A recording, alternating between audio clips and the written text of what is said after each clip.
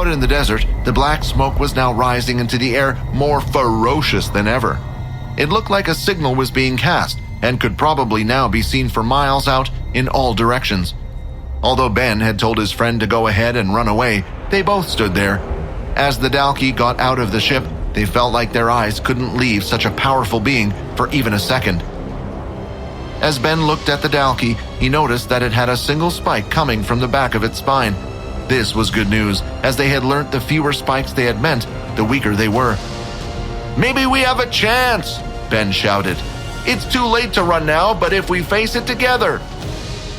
Ben reached for the club on his back and pulled it out. "Are you ready, Hugo?" he asked. After asking his question, no words were heard, and a few seconds later, a thud sound was heard. As he turned his head, he could see his friend's body lying there in the sand, dead. Ben didn't even know what happened.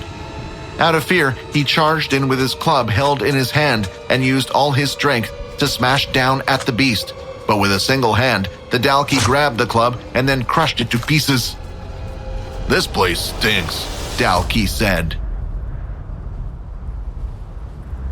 The two girls continued to walk through the desert. "Wait up! Erin, slow down! It's really hot out here," Layla complained. "I can't let them take our crystals. If they hand them in and we lose our points, then that means we could lose our place at number 1. So what? It's not worth risking our lives over. Even without those, we should still get a pretty good position. Why do you need to be number 1 so much?" For the first time, Erin had paused and stood still in the sand. Her fist was clenched, and just as she was about to say something, she bit her lip to stop herself. "Come on, we're not too far off." By now, the black smoke had covered most of the view in front of them. There weren't a lot of things that could be caught on fire, so just what on earth was making that much smoke, Layla thought. Then, as they were walking, Layla suddenly sped up as she spotted what looked like a small black spot in the sky. As it got closer, she noticed it looked ball-shaped and saw that something was dripping from the bottom of it. "Hey, what is that?" Layla asked. "I don't know. It might be someone's ability or something," Erin replied. "Maybe you can catch it." Finally, when it was a few meters in the air, Layla managed to stop it and slowly brought it over to their location. But a few seconds later, she forgot about everything and immediately dropped the object onto the floor. A thumping sound was heard, and it rolled onto the sand towards them. With it, a trail of red was sinking into the sand. "That was a head," Layla said with her voice all shaky. "I'm not seeing things right. It was a head? Was it a beast? Or maybe something else even? It could even have something to do with the black smoke," Erin said calmly. "How are you not affected by this?" "Our lives are worth more than some stupid crystals," shouted Layla. "Let's get back to the well and tell the others." But Erin stood there deep in thought. "If it's an intermediate beast and I use my full strength, I should still be able to take it out," she thought. But then, in the distance, a tall figure could be seen coming towards them. Its tail slowly moved to the left and right. "What is that?" Layla asked. For the first time, Erin didn't seem like her confident self.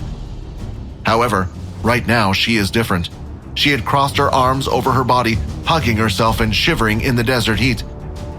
"Mommy, please save me," she said ever so quietly. Now that the creature was even closer, Layla could finally see what Erin could see. It was a Dalki, but it wasn't alone. As it walked, it seemed to be dragging something along with it. "Oh, is that another 2 I see?" the Dalki said. He then looked at Ben's body, which he had been dragging with him. It now had no head, but the rest of its limbs were still intact. He placed his foot on the body and pulled on the arm, ripping it from its socket. "It's a bit closer than last time, but it's not as easy to throw." The Dalki aimed at the two in front of it, leaned back, and speared the arm through the air. Seeing the arm coming towards them, Layla knew this one was too fast for her to slow down with her ability. They barely managed to dodge it, with Layla pulling Erin away from the area. "Erin, we're getting out of here." Drawing her hand back, she slapped Erin across the face, leaving a red mark as she spoke. "Ice path." She created an ice path in front of her and then formed blades below her feet. "Do you know how to ice skate?" Erin asked. "No." "Then hold on." Lifting Layla onto her back, Erin started to skate down the ice path at amazing speed. Every time they would reach the end of the path, she would extend the ice in front of her. Those two girls were probably heading for the shelter. If so, it would be bad news if they warned everyone before I got there. I guess I better stop them. Unluckily for the two girls, if the Dalki knew they were not heading for the shelter, he perhaps would have left them on their own. Their destination was actually for the well, hoping to warn Vorden and the others. Vorden was currently looking at Peter, who was bandaged from head to toe. The little droid had even performed stitches in areas that had an open wound. "Did we go too far?" Vorden said to himself. "Too far? Are you kidding me?" Rayton said. "You seem to be forgetting that this person sent us off to our death." "Rayton, don't you remember why we were created?" Vorden asked. "Perhaps Peter was going through something similar to Syl, and it was only thanks to us that Syl was able to cope with it all. Have some sympathy for Peter." Just then, Peter started to move a little in his sleep, until eventually he opened up his eyes and slowly lifted the top half of his body off the ground. "I would move slowly if I were you," Vorden said. "I know you hate me, and you have every right to, but I feel like I need to get something off my chest," Peter said. Vorden continued to look away, avoiding eye contact. "I didn't choose the school or the bullies over you two like you might be thinking. I chose my family over you two. You see, I have an older sister, or maybe I should say, I had an older sister. She died on an expedition. It was a big shock to us all, but it was an even bigger shock for my parents. They told me not to worry, not to try and work hard like my sister, for fear I would perish as well." "Sounds like you had a good family," Vorden said. "You should have listened to them. Trust me, they are a lot happier with you alive." Peter then lifted himself from the ground and looked at Vorden. "I realized that, and that's why I said I picked my family over you guys. But then they started targeting me, threatening me on this expedition." "Was it Earl and his underlings?" Vorden asked. "No, I mean they were a part of it, but it was someone bigger, someone near the top." "Who? Peter, tell me. Was it one of the teachers, or even one of the sergeants maybe?" Peter paused for a second, as he was unsure whether he should tell Vorden or not. Vorden strangely looked at him.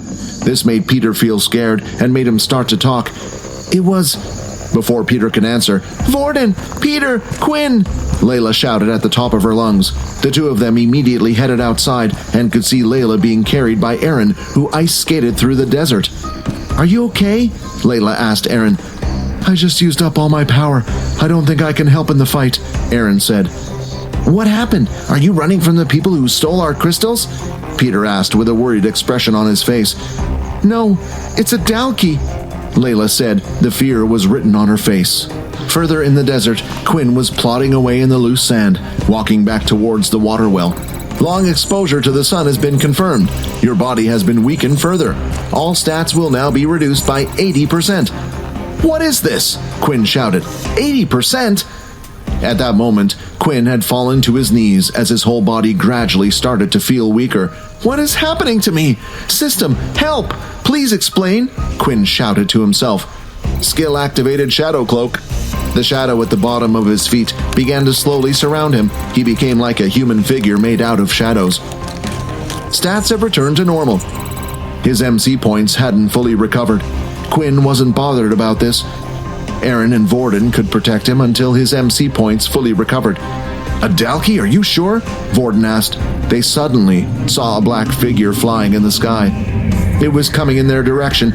It crashed into the large metal machinery, causing it to break apart. The Dalki standing right in the middle of the wreckage could be seen.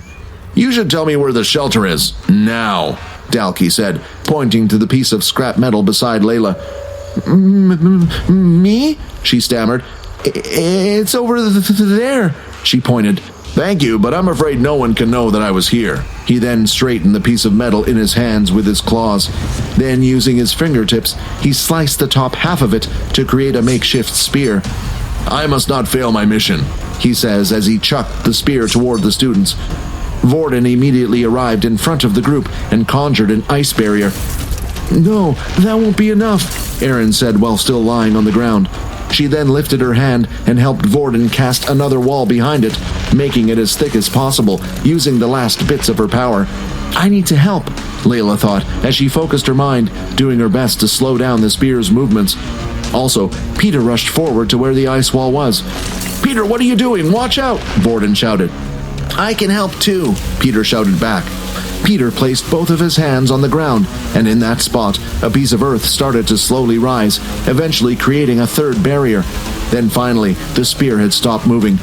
Oh, perhaps we need to start waging this war again before you Earthlings grow even stronger. Syl, we need your help now, Vorden said. No, Syl shouted back. If you don't, we will all die. You said you would take me to see Quinn. I don't even see any Quinn around here. Why would you lie to me? Syl asked. Just ignore the brat, Rayton said. Let me take over. We don't have time. Vorden immediately left the chair and allowed Rayton to take over. The Dalki then rushed forward, and at that moment, Rayton placed both of his hands on the ground, and a trail of ice materialized, heading straight for the Dalki's feet. Hey, ugly! Rayton shouted at the Dalki in an attempt to provoke it. When that ugly thing stops moving, fire all the arrows you have at it, he shouted to Layla. In the end, she aimed the arrow to go directly into the Dalki's thigh. However, the arrow simply bounced off, not even leaving a scratch on it. Damn it, Rayton shouted. Let's have some lizard barbecue. Using both of his palms, he fired a huge stream of fire toward the lizard. But then, the intensity of the flames started to decrease at an alarming rate, as if they were being sucked away by something. All of the flames were flowing towards the Dalki like it was a vacuum, traveling in one stream directly towards the Dalki's mouth. Thank you for the meal, it said. I haven't had anything this tasty in years. It's hopeless, Erin said. It's too strong. We're all going to die. Skill activated Shadow Void. The area around them started to be encased in a dark shadow. Is this the Dalki's power? Layla asked. The Dalki himself was equally confused as them. Just what was it that was surrounding the entire area with them in it?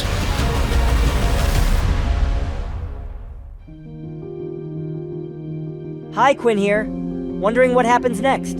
If you want to jump the queue and unleash all episodes, click on the link here and install the Pocket FM app.